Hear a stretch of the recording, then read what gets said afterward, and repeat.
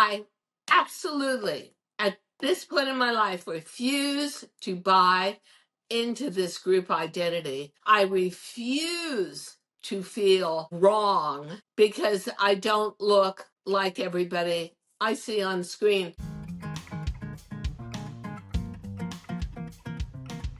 Well, hi, everybody.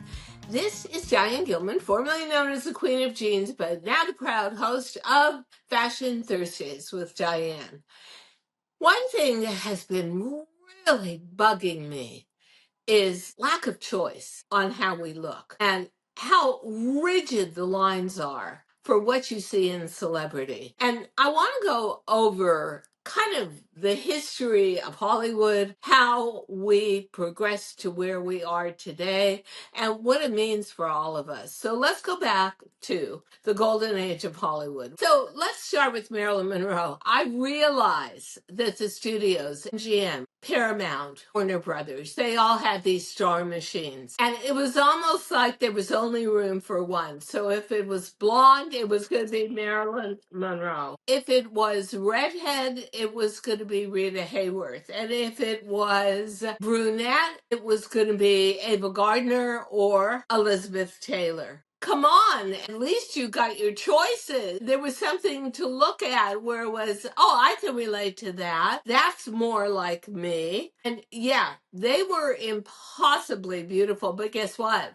They were impossibly beautiful. And they were chosen basically for their beauty, secondly for their acting skills. But in a way, that's no different than Hollywood today. When we got into modeling, the 1940s, 1950s models were all very much of one look, very conservative, very elegant, and basically showing off evening gowns. Twiggy was a breakout star. She was androgynous, but she was blonde-haired and blue-eyed, which meant she was acceptable. Nobody had ever seen anything like it before, and I have to say that was the same with the Hollywood stars from the golden age. You'd never seen anybody that looked like Ava Gardner, and frankly, you never did again. Same with Rita Hayworth. Now we go on to Cher, and I helped dress Cher in the very earliest part of her career. This was her before I think a little bit of work was done and she was modified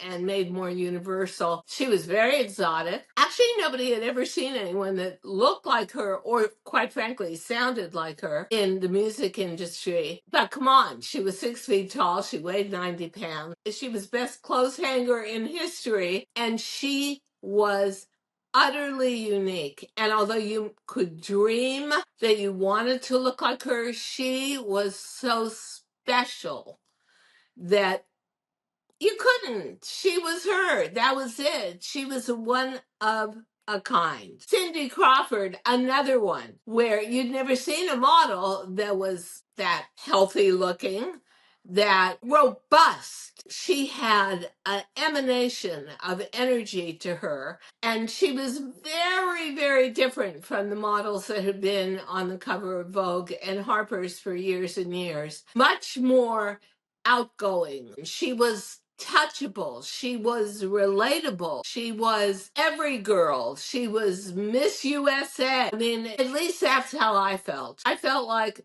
yeah, you could be her. My friend, Iris Apfel, who lived to be 2 weeks away from 103, made a life for herself being different. And can I tell you, this was Iris, and she savored shocking people and yet fitting in at the same time. They loved her. You know, that's why they called her Iris the rare bird. She was so rare. And what happened to the times when we as a public wanted that, where we wanted to say, how did she figure out how to look like that?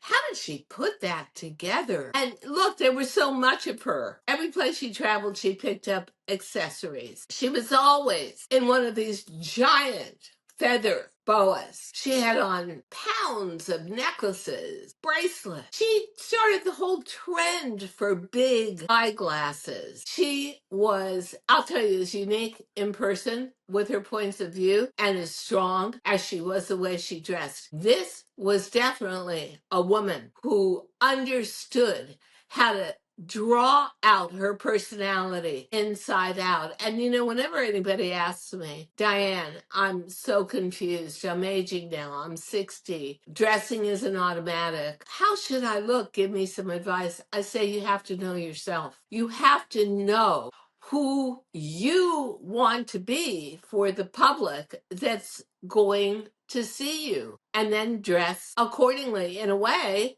it's a talent. It certainly is also a science. I, for one, am all about a very personalized look. And I think that that makes me old fashioned in this day and age. I want to move on from the uniqueness into, oh my God, cable news and look the same. Cable news and media. There is a formula, and I'm going to tell you a story, and it's a true story. No commentary on political life at all. Just happened to me, and I look like really one of the dumbest women on earth, but it was sincere. So I had to fly down to Tampa to do shows, and it was in December. Maybe it was November, and evidently Wounded Warrior, or one of those great organizations like that, was having an event, a convention.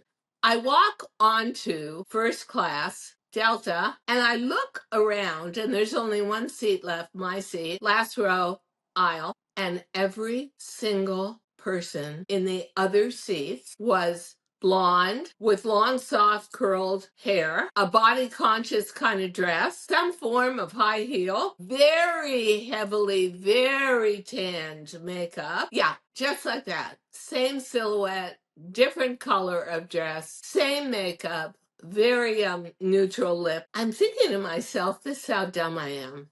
And at the time, I really did not watch any news. I'm thinking, I wonder, this must be a family reunion. This must be some kind of like gigantic Thanksgiving party. So I sit down. There's only one guy, only one man sitting down in the entire first class cabin. Nobody from Delta has walked through and said, do you want something, or hi, welcome, or nothing. So yeah, this could have been the woman who was literally sitting across the aisle from me. So I turned around to the woman next to me and I said, how great. All of you are in the same family? I said, because you all look the same. Like you've all got the same hair color, the same hairstyle, the same style clothing. I said, so you must be a really close family. And she goes, well, sort of. Okay, and I'm beginning to get really uncomfortable. And I'm beginning to think to myself, Diane, you are missing a point here. And you are going down a rabbit hole that you are not going to get out of. And then out comes the captain. And he says, oh my God, I love you people on Fox News. I watch you all the time. You are so incredible. I just wanted to come out of the cockpit and welcome you on board and thank you. And I'll tell you what, it taught me a big lesson. Number one, keep your mouth shut on all occasions.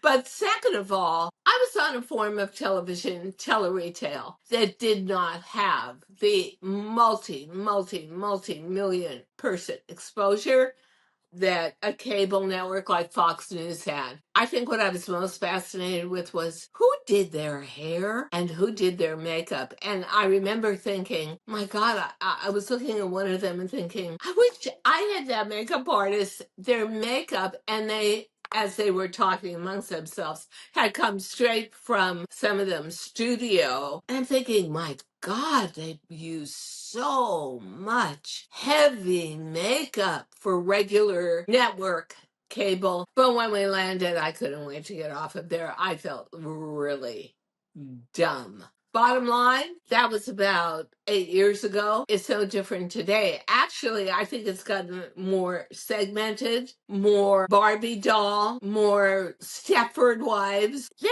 is just no room for exotic whatsoever. When I think back to the stars that I loved, I have to think to myself, I was a little redhead when I was young. Not as red as Rita Hayworth, but I would look at Rita Hayworth and think, oh, she's impossibly beautiful. But maybe I could grow up to be kind of like her. Here, yeah, you could be a little girl and grow up to look like this, but it will be 100% manufactured. To me, this is a perfect lead in, but we'll get to that at the end, towards the end of the podcast, for AI, for not even having real people anymore. And so the next thing I want to do, which is, and this is going to be a little bit shocking, to go from cable news and media look, and we're just going to take the Housewives, but we're going to go for the latest edition, the Mormon Housewives, and see the effect. What? You know what this looks like? It looks like a lesson in taking natural light brunette hair, then adding some extensions and highlights, then adding some more extensions and highlights, then going to where you really want to be, which is full blonde. And these are all different women. And the Housewives, I think, in the beginning, and certainly for the New York, but I would almost call this cultural grooming. Seriously, this is group identity through appearance. Take a look at, I think there is a huge message here, which is safety in conformity. It's not a personal style. It's almost a membership to a club. And if you are not part of that club, that sets you off and apart. That does not elevate you. That elevates the celebrity image. I have to ask myself, what group am I part of? For me, with white hair, as anybody in the audience who's 60 or above has thought to themselves, I don't see me in here. How does that make you feel? Do you feel envious? Do you feel left out? Do you feel depressed? Do you feel less than? Do you feel they're more special than you? Do you feel they deserve more attention than you? I have a very hard time with this. As a kid, I was a redhead with white freckled skin in the age of copper tone baby. I felt really left out. I felt wrong. I absolutely, at this point in my life, refuse to buy into this group identity. I refuse to feel wrong because I don't look like everybody I see on screen. I consume a ton of screen visual between Instagram, TikTok, Netflix, Amazon Prime, cable TV, news channels. And you know what? It's very hard to identify. And that makes it difficult because I think a lot of us want to attach ourselves to one celebrity look and that we really love and be able to duplicate it. When you look at these photos, and these are People magazine photos, and you're going to look your best. You can choose the tone of your hair, but every single hairstyle is the same. This soft curl, this tons of extensions. And I can tell you one celebrity, but I'm not allowed to mention the name. $35,000 a month in hair extensions to get this hairstyle right. This costs money. This costs a lot of devotion, a lot of your time, a lot of your patience to wanting to fit in and look a certain way. Could I do my hair like this? I don't know. I've actually never thought you could get white extensions. You probably could. Could I grow my hair that long? Not without extensions. Would I want to heat seal it every single day into those curls? I don't know. I don't know if my hair could take it. But the bottom line is, this is a look that emanates youth, that emanates beauty, that is the definition of modern femininity. And it goes with body conscious fashion styling in terms of the clothing. And you have to think to yourself, aren't I part of the largest generation on earth? How come we don't have a look of our own? I mean, however I put my hair together, at least 75% of this look is just natural. I don't even run a comb through it, I swear to you. And that's another thing. Do I really want to spend my time doing Barbie doll intensively copycat look constantly? Not sure. It is definitely the definition of beauty today. And the definition of beauty today is youth. And now we see people like Sydney Sweeney with huge breast implants. Whoa. And a youthful, hyper polished softness. Whoa. Could it get any bigger?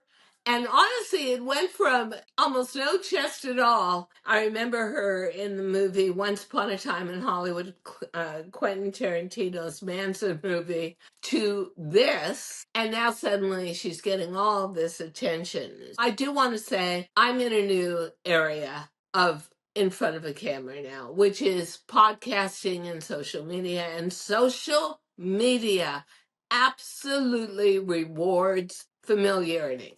I am not familiar. I'm a niche. I stand out.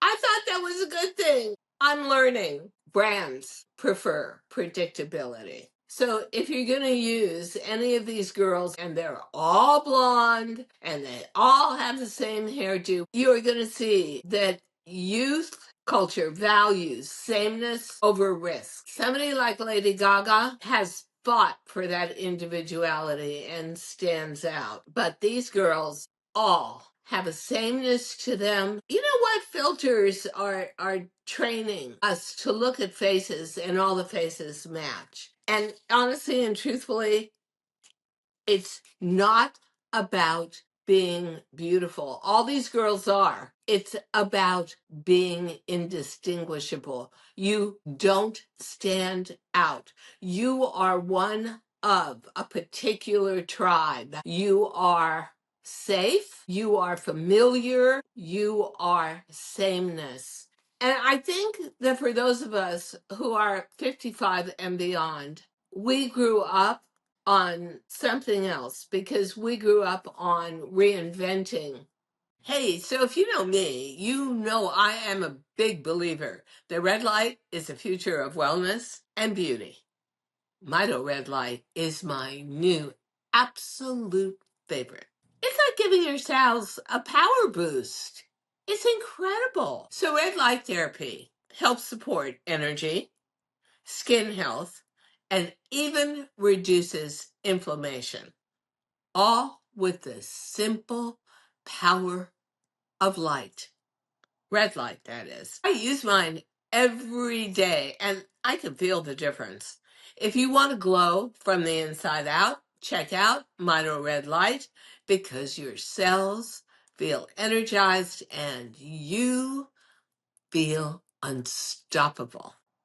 Use my code below on mitoredlight.com for a discount and see why red light therapy is lighting the way to better aging. Mito Red Light.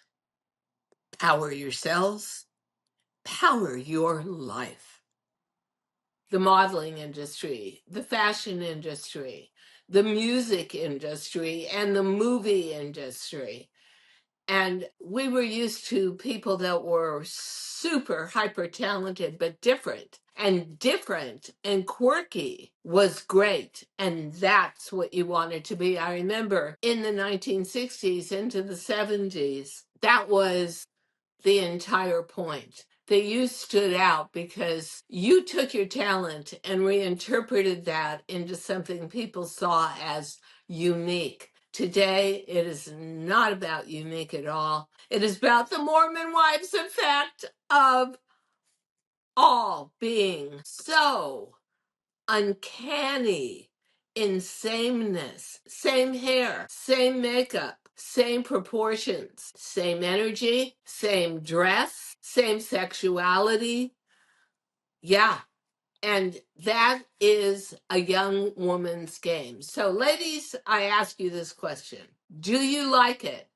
Do you not? I want to hear from you. Do you feel included? Do you feel left out? Does this make you feel proud or ashamed that you can't be a part of? Does this make you feel beautiful or not so much? I would really love to hear your point of view. Sometimes I really love being me.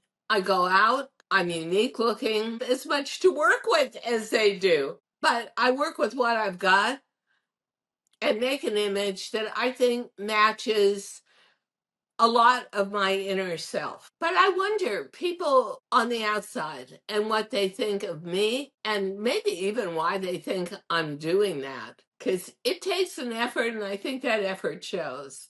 So tell me about your feelings. Tell me about how you feel about modern day beauty. Tell me about inclusiveness as exposed to absolute sameness, which is all about youth. And I think this is a look that ends at 40. Bottom line, 45. And then where are you? Huh? Guess what? You're on your own.